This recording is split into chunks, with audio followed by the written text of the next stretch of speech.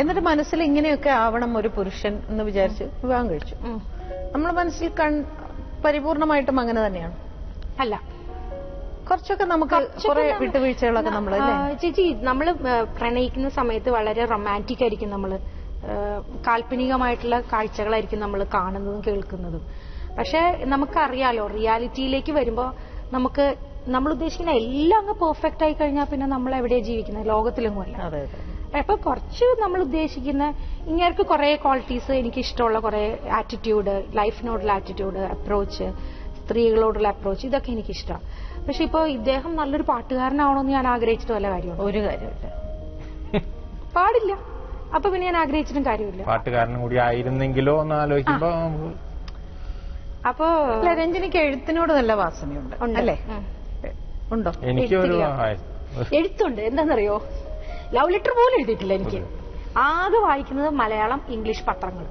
അല്ലെങ്കിൽ രഞ്ജനി ഒന്ന് ആലോചിച്ചു, രഞ്ജനിക്ക് ഒരു ലവ് ലെറ്റർ തരുന്ന ഒരാളെ രഞ്ജനി ഇഷ്ടപ്പെടുവോ? ഇല്ല അല്ലേ? ഈ മനസ്സിൽ നിന്നെപ്പോലൊരു പെണ്ണിനെയാണ് എന്ന് പറഞ്ഞില്ലേ, എന്നിട്ട് അവസാനം അങ്ങനെ തന്നെയാണോ? അതെ അതെ. അല്ല, പേടിച്ചു പോയി കേട്ടാ, പേടിച്ചു പോയി. അല്ല, രഞ്ജിനിയെ പോലെ എന്നല്ല പറഞ്ഞത്. രഞ്ജിനിയുടെ ക്വാളിറ്റീസ് ഒക്കെ നമ്മൾ ഇഷ്ടപ്പെടുന്ന ക്വാളിറ്റി നമ്മുടെ ജീവിതത്തെ കുറച്ചുകൂടെ അടുത്ത് കഴിയുമ്പോഴല്ലേ നമുക്ക്. അല്ല, ചില സമയത്ത് നമുക്ക് സഹിക്കാൻ വയ്യാത്ത അവസരങ്ങളൊക്കെ വരും. പിന്നെ നമ്മള് ക്ഷമിക്കുക എന്നൊക്കെ പറഞ്ഞ ആരെങ്കിലും ദൈവത്തെ മനസ്സിൽ വിചാരിച്ച എന്റെ കൺട്രോൾ ദൈവങ്ങളെ രാജുവാൽ എങ്ങനെയാ വെച്ചാൽ, രാജുവാൽ പെട്ടെന്ന് ദേഷ്യം വരും. എനിക്ക് ദേഷ്യം വരില്ലേ? എനിക്ക് വരും, പക്ഷെ ഇപ്പൊ കുറച്ച് കുറവാന്ന് തോന്നുന്നു പണ്ടത്തെക്കാളും. പണ്ടൊക്കെ എനിക്ക് പെട്ടെന്ന് ദേഷ്യം വരും, ഞാനങ്ങ് ബേസ്റ്റ് ഔട്ട് ചെയ്ത് പിന്നെ കൺട്രോളേ ഇല്ലായിരുന്നു. പക്ഷെ ഇപ്പൊ ഞാൻ കുറേയും കൂടി സോബറായി, കുറേയും കൂടി മെല്ലോ ഡൗൺ ചെയ്തു എന്നൊക്കെ എനിക്ക് തോന്നുന്നു. ചിലപ്പോ ഞാൻ കാരണമായിരിക്കാം അല്ലേ? ഞാൻ ഒരു കാര്യം ചോദിക്കട്ടെ, ടു ബി ഫ്രാങ്ക്, നമ്മളൊരു ലൈഫിൽ നമുക്ക് ഒരു എക്സ്പീരിയൻസ് ഉണ്ടായിട്ട് രണ്ടാമത് നമ്മളൊരു ലൈഫിലേക്ക് പോകുമ്പോൾ നമ്മൾ കുറെ കാര്യങ്ങൾ നമ്മുടെ ഭാഗത്ത് നിന്ന് ഉണ്ടായ തെറ്റുകളാണെങ്കിൽ നമ്മളത് തിരുത്താൻ അങ്ങനെ ഒരു തീർച്ചയായിട്ടും അല്ലേ?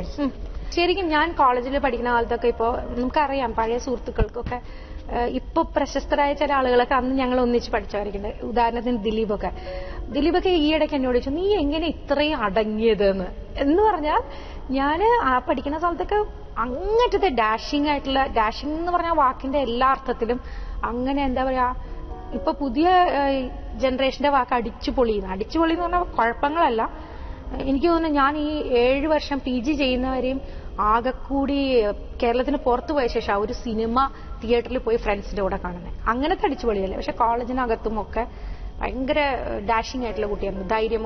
ഒരു ആൺകുട്ടി എന്റെ അടുത്ത് എന്തെങ്കിലും പറഞ്ഞ് ഇഷ്ടപ്പെട്ടില്ലെങ്കിൽ ഒരു വേണ്ടാത്തൊരു വർത്താനം പറഞ്ഞാൽ എനിക്ക് ഒരു മടിയിലായിരുന്നു തിരിച്ചൊരെണ്ണം കൊടുക്കാൻ. ഞാൻ കൊടുത്തിട്ടുമുണ്ട്.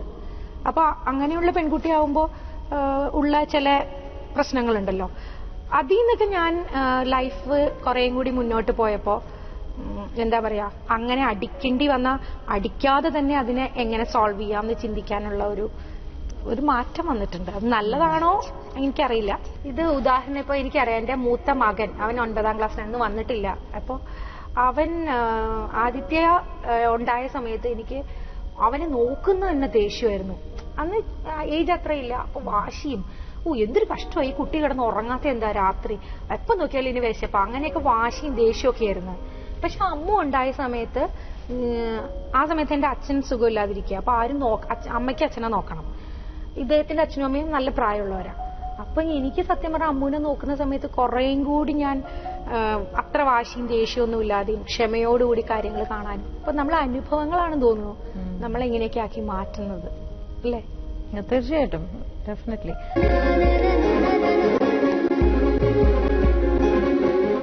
ശരിക്കും പെൺകുട്ടികൾക്കൊക്കെ എനിക്ക് തോന്നുന്നു കുറച്ചുകൂടി ഒരു മെച്ചൂർഡ് ആയതിനു ശേഷം വിവാഹമൊക്കെ കഴിപ്പിക്കുന്നതായിരിക്കും എനിക്ക് തോന്നുന്നു. അത് അവരായിട്ട് ഇപ്പൊ അങ്ങനെയാണ്. ഇപ്പൊ കുറെയൊക്കെ മാറിയില്ലേ? പക്ഷെ ആൺകുട്ടികൾ മാറിയിട്ടില്ല എന്ന് തോന്നിയിട്ടുണ്ട്. അതെന്താ അറിയോ, നമ്മളെ അമ്മമാര് തന്നെയാ എന്റെ കുഴപ്പക്കാര്. ആണോ?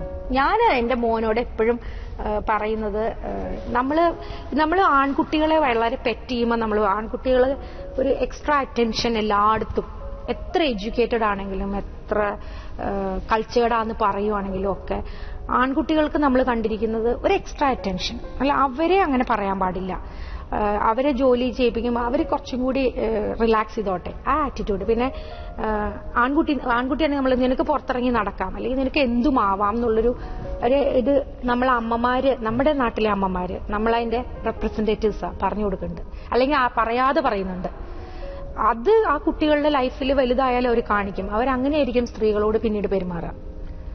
പക്ഷെ പെൺകുട്ടികളോട് നീ അടങ്ങി ഒതുങ്ങിയിരിക്കണം, അല്ലെങ്കിൽ നീ എന്താ പറയാ ജീവിതത്തില് ഒരുത്തന്റെ കൂടെ ജീവിക്കേണ്ടതുകൊണ്ട് കുറെ അഡ്ജസ്റ്റ് ചെയ്യണം, ഇതൊക്കെ അങ്ങ് പറയും. എന്താണ് ഒരു ആൺകുട്ടിയോട് പറഞ്ഞു കൊടുക്കാത്തത്? ഒരു ആൺകുട്ടിയെ നന്നാക്കാൻ വേണ്ടി ഒരു വിവാഹം.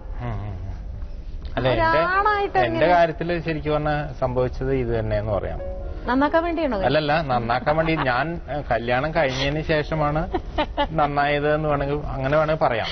കാരണം വെച്ചാല് അതിനു മുമ്പ് ഈ ഓരോ ഓർഗനൈസേഷനും കാര്യങ്ങളൊക്കെ ആയിട്ട് വെറുതെ നമ്മള് എല്ലാ ചെണ്ടപ്പുറത്ത് കോലി വെച്ചിടത്തും അവരുടെ പരിപാടികൾക്കുമായിട്ട് നടക്കുന്ന സമയത്ത് ആണ് ഈ ഒരു ഇതുണ്ടായിരുന്നത്, ഒരു എന്താ പറയാ സൗഹൃദം. അത് കഴിഞ്ഞിട്ട് കല്യാണം കഴിഞ്ഞതിന് ശേഷം ഞാൻ അതിൽ നിന്ന് കംപ്ലീറ്റ് ആയിട്ട് മാറി. പിന്നെ നമ്മളുടെ ബിസിനസ്സിലൊക്കെ കോൺസെൻട്രേറ്റ് ചെയ്തപ്പോഴാണ് ശരിക്കും ഒരു ബാക്കിയുള്ളവർ കാണുമ്പോൾ ഒരു റെസ്പോൺസിബിലിറ്റിയും ഒക്കെ വന്നതെന്ന് വേണമെങ്കിൽ പറയാം. ഇത് പറഞ്ഞപ്പോ ചേച്ചി, ഞങ്ങളുടെ കല്യാണത്തിന് മുമ്പ് രാജഗോപാലിന്റെ അച്ഛൻ ഞങ്ങളുടെ പ്രണയമൊക്കെ അറിഞ്ഞ സമയത്ത് അച്ഛൻ എന്നെ വിളിച്ചിട്ട് പറഞ്ഞു, കുട്ടി അവന് യാതൊരു ഉത്തരവാദിത്വവും ഇല്ല, നീ വെറുതെ കുഴിയിൽ പോയി ചാടരുത്, അവനിങ്ങനെ നടക്കും. വളരെ അപൂർവം അമ്മായച്ചനാ, such gem of a person കേട്ടോ. അപ്പൊ അച്ഛൻ ഇങ്ങനെ പറഞ്ഞപ്പോ ഞാൻ അതിശയിച്ചു പോയി, അച്ഛൻ എന്താ ഇങ്ങനെ പറയണേ. പക്ഷെ ഞാൻ ഡിസൈഡഡ് ആയിരുന്നു ടു മാരി ഹിം. അപ്പോ ഞാൻ പറഞ്ഞു, അച്ഛാ അതൊക്കെ നമുക്ക് ശരിയാക്കാം എന്ന് പറഞ്ഞു. അപ്പൊ ഞാൻ ചോദിച്ചു, അച്ഛൻ അങ്ങനെ പറയുമ്പോ എന്റെ ഒരു മകളാണെന്നുണ്ടെങ്കിൽ ഞാനൊന്ന് ആലോചിക്കും, ഇങ്ങനെ ഉത്തരവാദിത്തമില്ലാതെ ഇങ്ങനെ ലൈഫിനെ വളരെ ലൈറ്റായിട്ട് ഇങ്ങനെ എടുത്ത് ഒരു ഫ്ലോട്ടിംഗ് പോലെ ജീവിക്കുന്ന ഒരാളെ കല്യാണം കഴിപ്പിച്ചു കൊടുക്കാൻ ഞാനൊന്ന് ടെൻഷൻ അടിക്കും. ഒരു പരിധിവരെ എന്റെ അച്ഛനും അമ്മയ്ക്കും ആ ടെൻഷൻ ഉണ്ടായിരുന്നു. അപ്പൊ അവര് ഡിസ്കറേജ് ചെയ്തു. എന്തിനാ, രാജഗോപാൽ നല്ല ആളാ, നല്ല പെരുമാറ്റം, നല്ല ഡീസന്റ് ആണ്, എല്ലാ കാര്യങ്ങളും കൊള്ളാം, പക്ഷെ ലൈഫിനെ സീരിയസ് ആയിട്ട് കാണുന്നില്ല, അതുകൊണ്ട് you will be in trouble എന്ന് പറഞ്ഞു. പക്ഷെ എനിക്ക് എന്താണല്ലേ ചേച്ചി, എനിക്കെന്തോ അങ്ങനെ ഒരു കോൺഫിഡൻസ് വന്നു, ഈ മനുഷ്യനിൽ ഒരു നന്മയുണ്ട്. വേറൊരു കാര്യം പറഞ്ഞേ, എന്തിനാണ് ഇവളെ കല്യാണം കഴിക്കുന്നത്? ഇവളെ ഈ രാജഗോപാലിന്റെ രീതിയില് പോവാൻ പറ്റുമോ? ഇവിടെ ഒരു അഹങ്കാരിയല്ലേ, തലതെറിച്ചോളല്ലേ? എന്റെ അച്ഛൻ ഇദ്ദേഹത്തിനെ വിളിച്ച് പറഞ്ഞു, തലതെറിച്ച് നീ അനുഭവിക്കാൻ പോണേ ഉള്ളൂ. നിങ്ങൾക്ക് രണ്ടുപേർക്കും അച്ഛന്മാരെ അല്ല, അവര് പക്ഷെ അവര് സത്യസന്ധമായിട്ടാണ് പറഞ്ഞത്. എന്റെ അച്ഛൻ നല്ല സെൻസിലാണ് പറഞ്ഞത്. എന്റെ അച്ഛനും നല്ല സെൻസിൽ തന്നെയാ പറഞ്ഞു കേട്ടോ. അല്ല, പറഞ്ഞത് ഇത്രേ ഉള്ളൂ. ഇപ്പോ അച്ഛന്റെയൊക്കെ ജനറേഷനിൽ നിന്ന് നമ്മളെ കാണുമ്പോ പൊതുവെ ഞാൻ കുറച്ച് ഈ കോളേജിൽ സ്കൂളിലൊക്കെ പഠിക്കുമ്പോ അമ്മ പറയും, ആ ഡ്രസ്സ് ഇട്ടിട്ട് പെൺകുട്ടി പോകാൻ പറ്റില്ല. അപ്പൊ ഞാൻ ചോദിക്കാം, എന്താ സ്ലീവ്ലെസ് ഇട്ടാല്, എന്താ ഇപ്പോ ഫ്രോക്ക് ഇട്ടിട്ട് പോകാൻ പാടില്ല? അപ്പൊ ഞാൻ തന്നെ സ്വന്തമായിട്ട് ഡിസൈൻ ചെയ്ത് ഫ്രോക്കൊക്കെ ഇട്ടു. ആമ്പിള്ളേർ നോക്കും. ഞാൻ പറഞ്ഞ എന്താ ആമ്പിള്ളേർ നോക്കിയാല്? അപ്പൊ അങ്ങനെ ഒരു ഇതായിരുന്നു. പിന്നെ തീരുമാനങ്ങളൊക്കെ എന്റെ ഇഷ്ടത്തിന് ഞാൻ തീരുമാനിച്ച് നടത്തും. അപ്പൊ അങ്ങനെ ഒരു പൊതുവെ ഒരു കുറച്ച് വാശിക്കാരിയും അഹങ്കാരിയും ഒക്കെ ആയിരുന്നല്ലോ. അപ്പോ അങ്ങനെ ഒരു കുട്ടി എന്താ പറയാ, ഇങ്ങനെ ഒരാൾ കല്യാണം കഴിച്ചാല് ഇദ്ദേഹം ഭയങ്കര ഡീസന്റ്, ഇവളെ വെച്ച് ഇവൻ അനുഭവിക്കും. അതാട്ടോ കാര്യം. നമുക്ക് ഇന്നത്തെ സമയം ഇവിടെ അവസാനിച്ചു. ബാക്കി അടുത്ത എപ്പിസോഡിൽ തുടരാം. ഓക്കെ.